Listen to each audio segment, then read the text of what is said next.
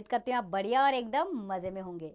बच्चों, अकबर बीरबल के किस्से तो सुने होंगे आपने। बचपन से मम्मी पापा इनकी कहानियाँ आपको सुनाते हैं। तो चलिए आज एक और कहानी पर चलते हैं हम। हमारे पाठ का नाम है अकबर बीरबल। तो सबसे पहले हम लेंगे पाठ के विषय में संक्षिप्त जानकारी। बच्चों, इस पाठ के माध्यम से यह सीख मिलती है कि यदि हम दूसरों के बारे में अच्छा सोचेंगे तो हमें भी शुभकामनाएं और आशीष मिलेंगे। दूसरों के बारे में बुरे विचार रखने वाले व्यक्ति को स्वयं भी बुराई सहनी पड़ती है। तो चलिए जानें इस पाठ में आने वाले कठिन शब्द। वे हैं सिद्ध, प्रतीक्षा, गट्ठर, विश्वास, इंतजाम, परोपकारी, संदेह और प्रभावित। तो चलिए अपने पाठ को शुरू करते हैं। अकबर के नवरत्नों यानी कि 9 रत्नों। अकबर के नवरत्नों में एक थे बीरबल। वे बहुत हाजिर जवाब थे। आज भी उनकी बुद्धिमता के किस्सों की चर्चा उत्तर भारत के घर घर में होती है। वे बादशाह अकबर के बहुत निकट सहयोगी थे, यानी कि उनके बहुत नजदीकी थे। वो शहर के लिए जाते समय अक्सर बादशाह यानी कि राजाओं का राजा,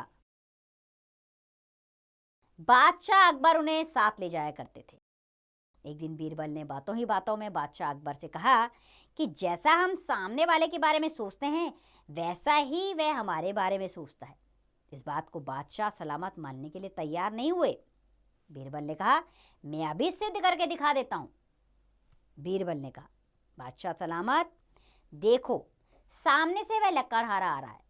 आप पेड़ के पीछे छिप जाइए और उसके बारे में सोचिए। अकबर, ठीक है बीरबल। बीरबल लकड़हारे की प्रतीक्षा करते हैं। प्रतीक्षा यानी कि इंतजार करते हैं। पेड़ के पीछे छिपे बादशाह अकबर लकड़हारे के विषय में सोचते हैं। यह लकड़हारा चोर है, हमारी इजाजत के बिना जंगल से लकड़ियां काटकर ले जाता है। इसको कड़ी से कड़ी सजा देनी चाहिए। लकड़हारे के प्रति ऐसे ही अनेक कुविचार बादशाह के मन में आ रहे थे। कुविचार यानी कि गलत विचार। इतने में लकड़हारा बीरबल के समीप आ गया।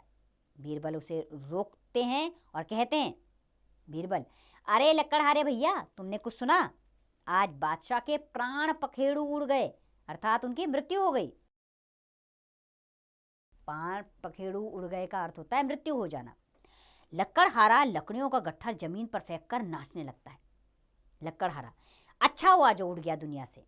ऐसे बादशाह का मरना ही बेहतर है जो अपनी प्रजा के दुख दूर ना कर सके। प्रजा यानी कि जनता। मैं तो इस खुशी में मिठाई बांटूंगा। फिर उसने लकड़ियों का गट्ठर सिर पर रखा और वहां से चला गया। अकबर ने यह सब अपने कानों से सुना तो उन्हें इस बात पर विश्वास नहीं हुआ। अकबर बोले, मैंने इसे सजा देने की बात सोची थी जो बुरी बात थी, इसलिए यह मेरे मरने की खबर सुनकर खुशी से नाचने लगा था। बीरबल, यह तो बुराई की बात हुई।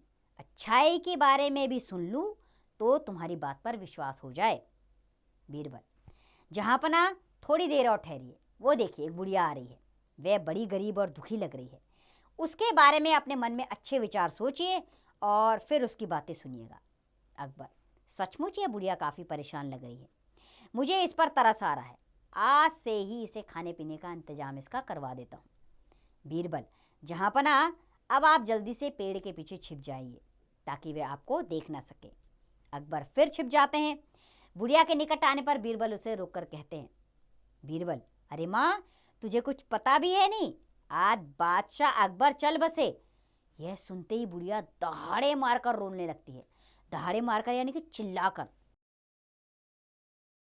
अर्थात ऐसा लगता है जैसे उसका अपना कोई मर गया हो। बुढ़िया, हाय राम, ये क्या गजब हो गया। ऐसा परोपकारी अर्थात दूसरों पर दया करने वाला, ऐसा परोपकारी बादशाह अब कहाँ मिलेगा। हिंदू मुसलमान दोनों को एक आंख से देखता था। हे भगवान, ये तूने क्या किया। उनके बदले मुझे उठा लेता, वे प्रजा की और सेवा कर लेते। हम गरीबों को तो उनकी बड़ी ज़रूरत थी। बुढ़िया रोती हुई वहाँ से चली जाती है। अकबर बाहर आ जाते हैं। अकबर और बीरबल दोनों चुपचाप वापस महल लौट आते हैं।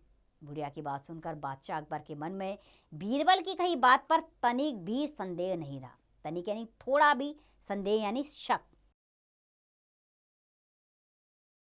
वे भली भांति समझ गए कि व्यक्ति किसी के प्रति जैसे विचार रखता है, दूसरा भी उसके प्रति वैसे ही विचार रखता है।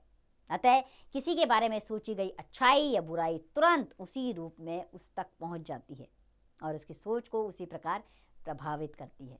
अर्थात हम जैसा जिसके बारे में सोचते हैं वैसा ही हमारे जीवन में घटने लगता है, दूसरा भी वैसा ही हमारे बारे में सोचता है। इसलिए अच्छे विचार अपने दिमाग में रखें ताकि आपके मित्रों के दिमागों में भी अच्छे विचार आएं और आपके जीवन में मित्रों की संख्या बढ़ती जाए जो आपको सदमार्ग पर ले जाए। तो बच्चों, इस कहानी से हमें बहुत ही अच्छी शिक्षा मिलती है कि हमें कभी भी किसी के लिए बुरा नहीं सोचना चाहिए। उम्मीद करती हूँ ये पाठ आपको अच्छा लगा होगा और बहुत अच्छे से समझ में भी आया होगा और बड़ा ही मनोरंजक भी था। अब इस पाठ का अभ्यास कार्य आप स्वयं कीजिए।